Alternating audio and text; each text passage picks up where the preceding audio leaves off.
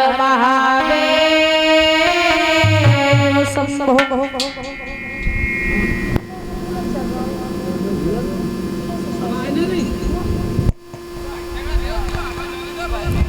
आइए चलते हैं 2 मिनट प्रभु नाम का संकीर्तन करते हुए, मन और वाणी को पवित्र करते हुए ज्ञान रूपी गंगा में गोता लगाते बड़े भाव से, क्योंकि कहा जाता है कि कोई भी शुभ कार्य प्रारंभ करने से पहले अपने इष्ट देवता को मना लेना चाहिए। तो सभी लोग ताली बजाते हुए बड़े भाव से प्रभु को बुलाते हुए चलेंगे, उसके बाद कथा में प्रवेश करेंगे।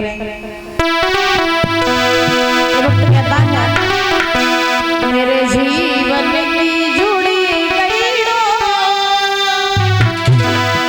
मेरे जीवन की जुड़ी गई डोर, किशोरी तेरे चरण में।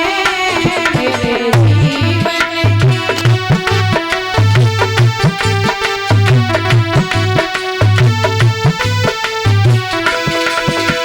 किशोरी तेरे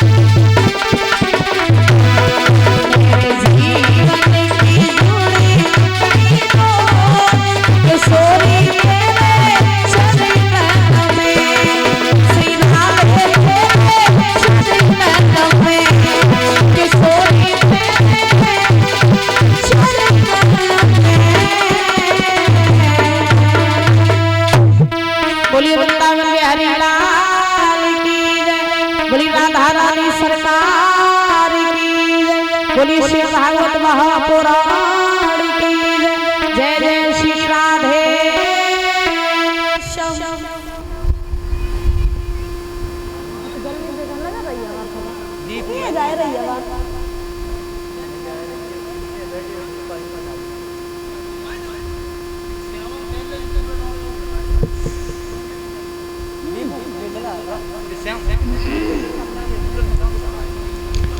आदरणीय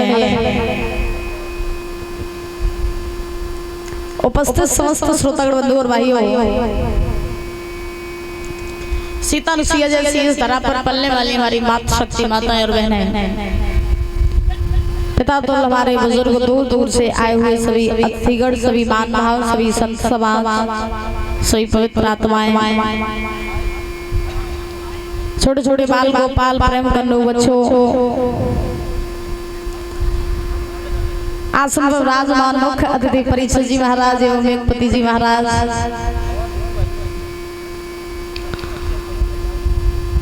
सभी पवित्र आत्माएं, आज भगवान की ये पावनमयी कथा को चलते चलते जो है दूसरा दिवस आ पहुंचा है, जिसमें हम सभी लोग प्रवेश कर चुके हैं और आप सभी लोग तो जो है भगवान की पावन पावन रसमयी कथाओं का रसा साधन करते हुए आ रहे हैं। कल कथा का प्रथम दिवस था, पूजन में ही दिवस निकल गया था और आज भी आप हमारे भैया जी के मुखारविंद से बड़ी ही मार्मिक कथा सुन रहे थे कि महाराज ये भागवत कब, किसने और किसको कहां पर सुनाई। सबसे पहले महाराज ये भागवत नैमिषारण्य में विराजमान सूत जी महाराज ने 88,000 ऋषियों को सुनाई। उसके बाद में परीक्षित जी यही भागवत बाबा देवऋषि नारद को सुनाई सनत कुमारों ने। फिर यही भागवत नारद जी ने सुनाई भक्ति ज्ञान बैराग को। फिर यही भागवत महाराज गौकर्ण ने सुनाई धुंधकारी को और यही भागवत परीक्षित जी को सुनाई सुखदेव जी महाराज ने। हाँ, क्योंकि देखिए कहा जाता है सबसे पहले तो जब तक हम किसी के बारे में जानेंगे नहीं तब तक उसे मानेंगे कैसे। सबसे पहले ये जानो कि भागवत है क्या। भागवत में होते हैं महाराज 4 अक्षर। पहला होता है भा, दूसरा अक्षर होता है इसका गा, तीसरा अक्षर होता है बा, चौथा अक्षर होता है ता। भा माने होती है भक्ति। भागवत जी हमें सिखाती हैं कि देखो अगर मनुष्य का जीवन आपको मिला है तो महाराज इस जीवन में भक्ति कर लो, इस जीवन में भगवान का नाम ले लो। क्योंकि देखिए आप लोग सभी ये बात जानते होंगे बुजुर्गों कि इंसान खाली हाथ आता है और खाली हाथ जाता है। इस जीवन में आप कितने भी वीआईपी मकानों में रहो, कितनी भी महंगी गाड़ियों में घूमो, कितना भी पैसा कमाओ, मरने के बाद में महाराज साथ जाने वाला नहीं है। और आपको ये लगे कि पैसे से सुख है या वीआईपी मकानों में रहने से सुख है या महंगी गाड़ियों में घूमने से सुख है, तो महाराज जामे काऊ को सुख कबाऊ मिलो नहीं, कबाऊ नहीं मिलो। जो मंत्री लोग होते वे महंगी महंगी गाड़ियों में घूमत वीआईपी टाइल्स वाले घर में रात, लेकिन महाराज उन्हें रात में नींद नहीं आते करे। क्यों परीक्षित जी महाराज? हाँ, तो सुख तो कहीं है ही नहीं। सुख है कहाँ? एक कवि लिखते हैं बड़े सुंदर शब्दों में, कोई तन दुखी कोई मन दुखी,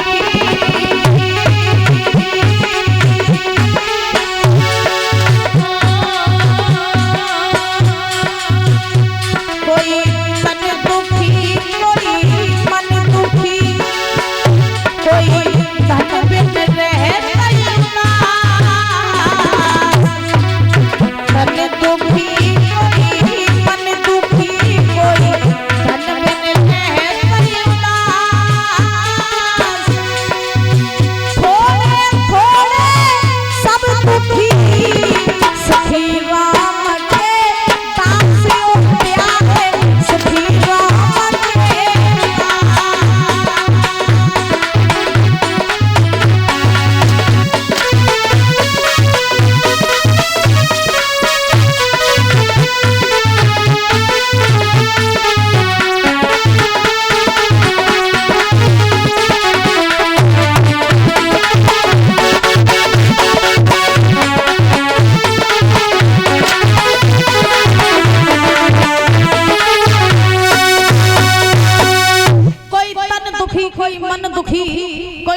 बिन रहत उदास और थोड़े थोड़े सब दुखी सुखी राम के दास। तो दुनिया में देखो महाराज, कोई तन से दुखी, कोई मन से दुखी, कोई यारी बीमारी तो दुखी, कोई घरवाली तो दुखी, कोई बार वाली तो दुखी।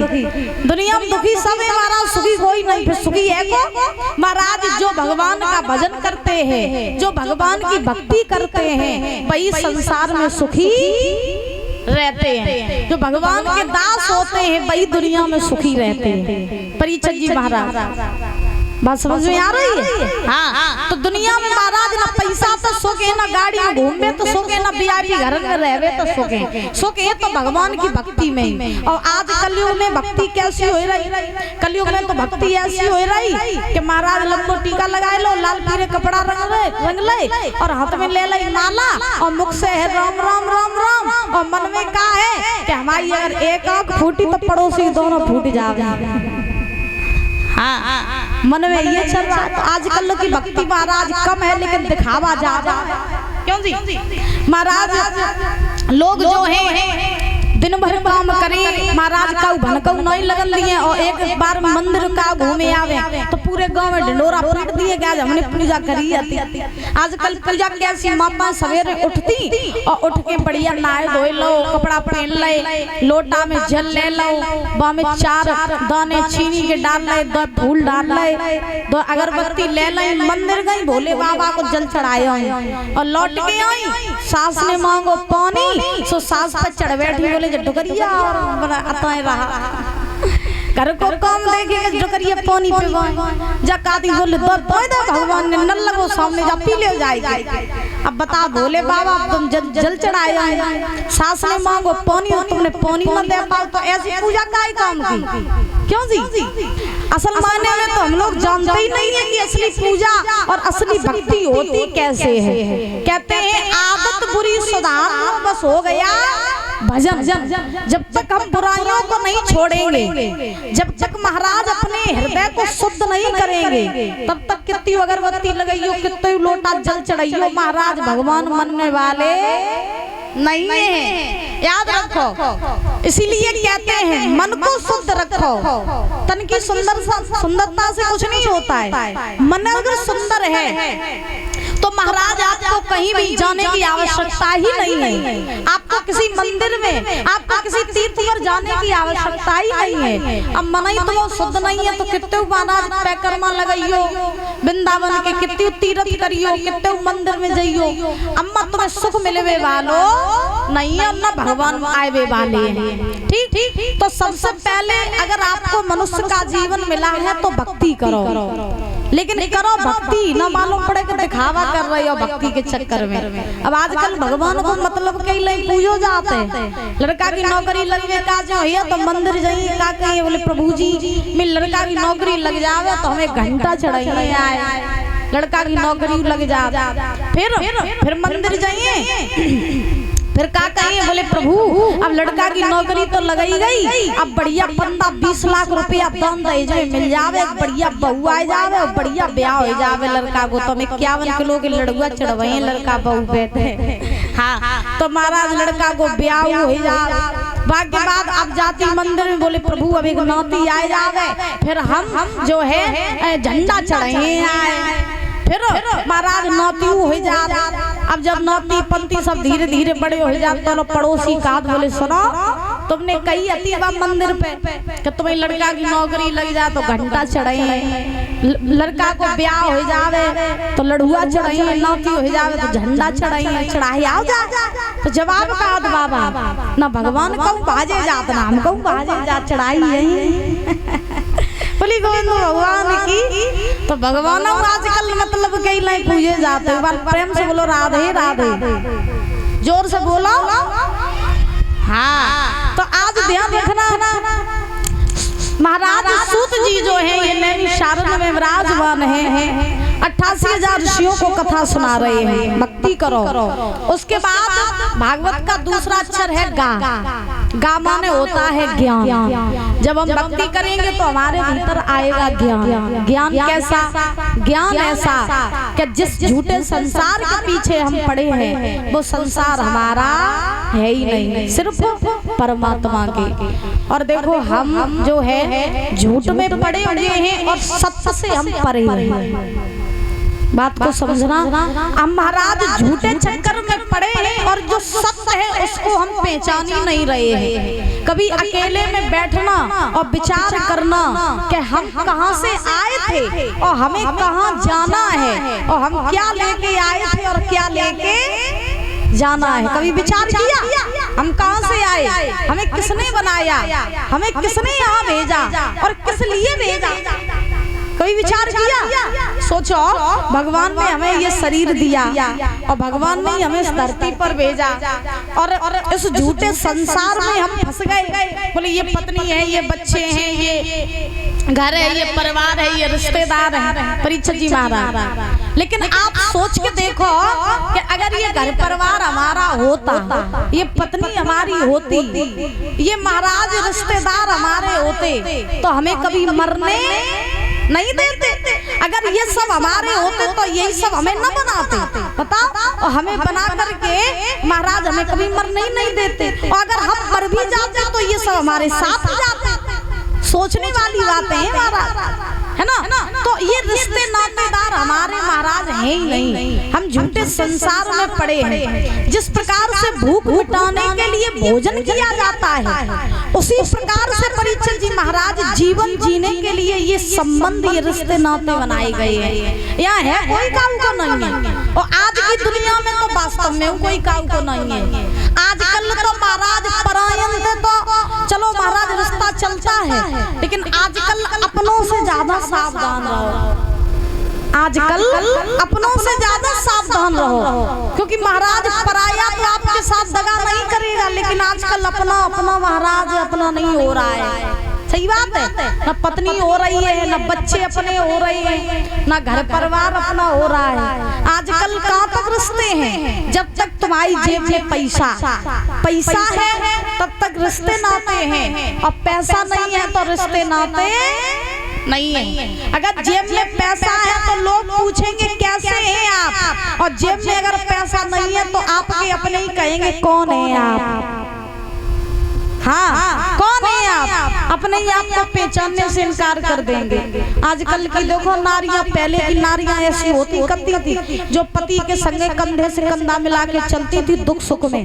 आजकल की नारियां पैसा पे मच जाती हैं, अपने पति के संगे महाराज ब्याह करके आती, दूसरों पसंद आए जा बाकी संगे चली जाती और पति के 15 टुकड़ा करवा के ड्रम में भरवा देती। हाँ, तो आजकल महाराज काऊ को भरोसा नहीं है। बोलो गोविंद भगवान की।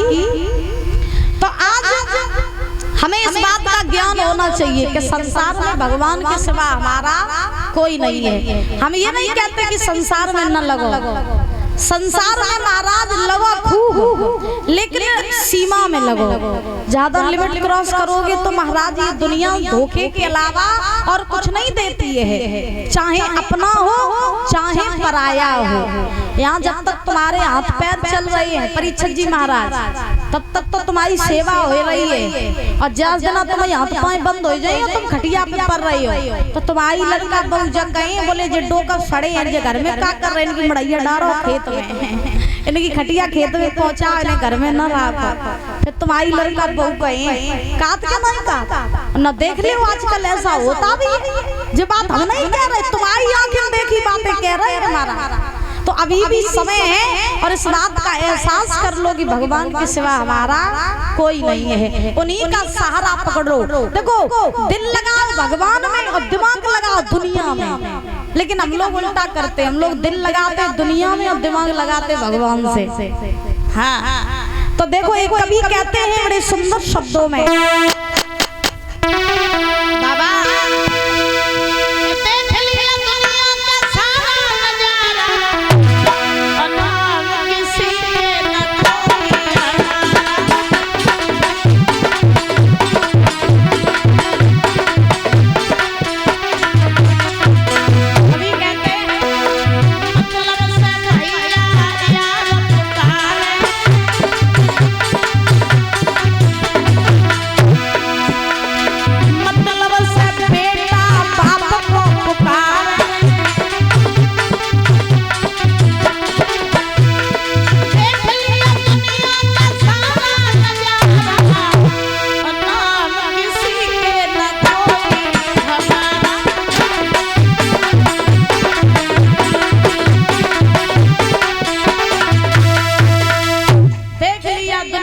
सारा नजारा, ना हम किसी के न कोई हमारा।